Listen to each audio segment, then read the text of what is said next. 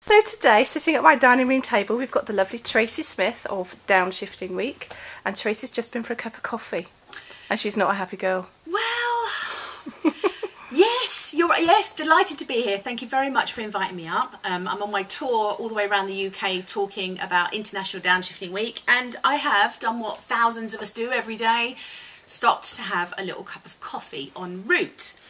And I don't really do it often, so I wasn't really switched on and thinking about having to say to them, you know, can I have my milk in a jug please? And I don't take sugar, so to make sure I didn't end up with two of these little sachets of sugar. And these little offenders, which are a couple of milk cartons with some foil tops. They also did come with a rather nice mint chocolate, as most coffees do, which was inside here. And I have brought the rubbish along with me, not because I'm mental or anything, but because I'm taking responsibility for the little bits and pieces that I create. Now, because I don't take sugar, this was actually, these two were put in the saucer, and they had actually got wet. So had I not used them, when they came to scoop it up, they would have just chucked them in the bin.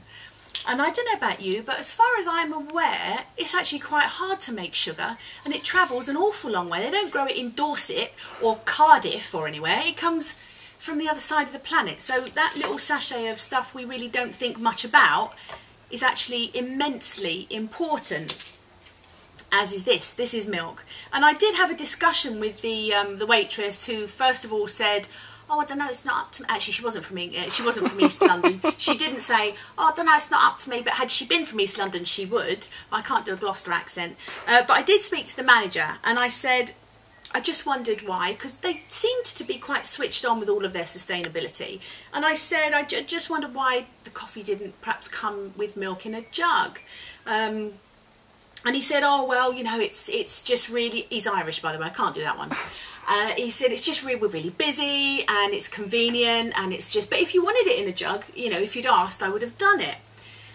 So I said, well, because there are lots of signs up in this particular pub, and I said, well, if it was up as a sign and I saw that I could have requested it, then I would have done. I said, because the issue is, obviously, I never moan and groan at people. There's encouraging ways of doing it. But I said, I would rather have had it in a jug, and this is going to end up in landfill. And he did, with respect, he did turn around and say, I do appreciate that. He said, and I do know it is a problem. He didn't fob it off. And we got into quite a discussion about it.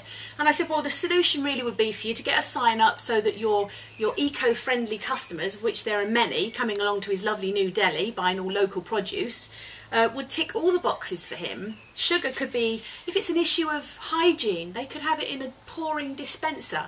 It's not a question of it being difficult or impossible. It's just, this is a cheap, apparently, this is a cheap option, which I find hard to believe. It's certainly not a sustainable option. So that's going into the foil recycling at your house. That's okay. As are the lids. They're foil, so they can go in there. And this is plastic. It's not recyclable plastic. However, I was thinking that if we kind of poked a couple of little holes in there, I know it's only tidgy, but it could be a little plant pot starter to kick off your little seedlings. I know it seems insignificant. It might seem really tiny and trivial, but I can guarantee you that in this county alone there are probably hundreds of these, maybe not thousands, but there are hundreds of these that have just been opened in the last morning while people have been having their breakfast or getting up to lunchtime. And where are they going to end up? In your landfill, in your local landfill. That's where they're going to end up. Find a way of making rubbish as a resource. Maybe some glasses. It could be some glasses. I can't think of nothing else, but I'm sure if I what do you reckon we could do with these? I think little plant pot holders. What else do you reckon? I think a set of bongos. Set of bongos for a very small for a fairy samba team. Yeah. Oh, somebody would come up with a glorious piece of jewellery. I'm sure of it. There are some amazing people doing jewellery, actually, I have to say. But you could use it if you've got a little doll's house. You could turn it upside down. It could certainly be a little table. You can use it for a craft thing, obviously, for school. But if you haven't got kids, it's not always your obvious thought. The easiest way is for you to go to the local eatery if you go out and have coffee regularly or eat meals out, which I don't, which is why I wasn't switched on to say, please don't bring it to me in a plastic container. Go to them and say, it would be really good and very sustainable and great for the environment, and we'd come along to see you more if you served your sugar in a bowl and you served your butter in a big dish and you served your jam not in those plastic containers. There's a place down in Lyme Regis called the Town Mill Bakery, and you go along and everything is, the butter is served in a massive great big dish, as is the jam. The food is served on wooden plates. It's really fabulous place. You've got to come down to Lyme. It's amazing. But it can be done in business. It's not impossible. But we, the consumers, need to be poking up from the rear. And on that note, I'll end and draw breath.